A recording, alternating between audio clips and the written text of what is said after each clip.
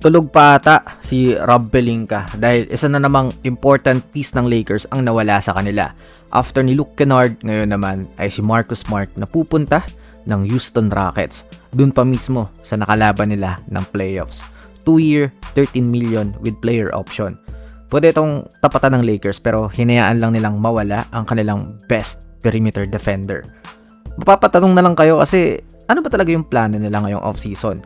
Wala na nga si LeBron eh. You all have the cap space to make a move. Tsaka, wala na sa free agent yung katulad ni Smart, yung kayang ma-replicate yung ginagawa niya on the defensive end. Tsaka, beyond the raw defensive metrics, he is a proven culture setter at perfect plug-and-play fit around a franchise superstar. Over in Houston, magkakaroon nga ng reunion si Smart at Ime Udoka.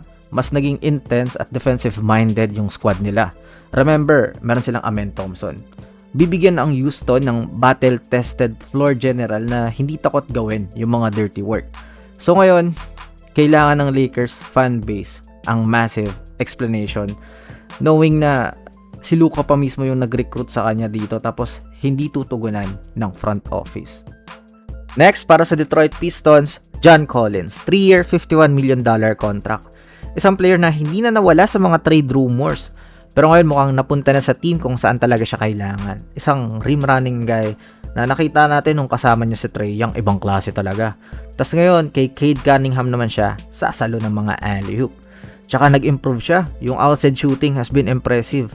41% from the 3-point distance. Tapos pag nasa corner siya, 43%. Dati ang tingin sa kanya isang franchise savior kasi grabe yung contract niya before.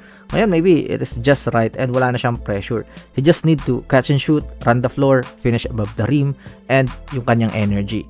With the signing, we will point out on Tobias Harris.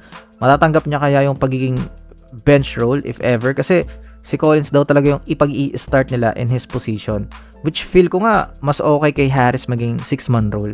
He can do whatever he wants sa second unit and magiging malaki pa yung impact. Tingnan natin in the next few days kung magre-resign si Harris or mamaya bukas. Next, what a signing para sa Chicago Bulls.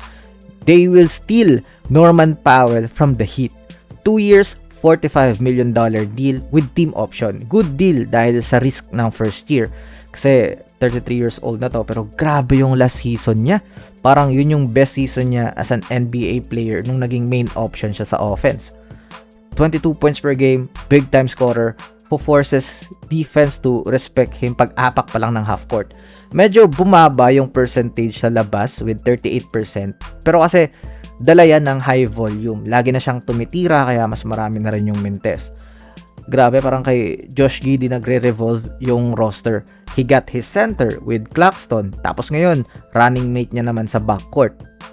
With this, wala nang tanking mode yung Bulls. Sawa na ring maging mid-team sa liga. They want to contend and it is the right time. Grabe ang sakit noon para kay Giannis. Nabawasan pa yung help ng team niya. Parang hindi tuloy ka-excite yung trade niya. Kaya ba, anong tingin nyo sa mga signing na to? Especially with Marcus Smart leaving the Lakers. Let me know all your thoughts in the comment section below. I will now step back. Bye-bye.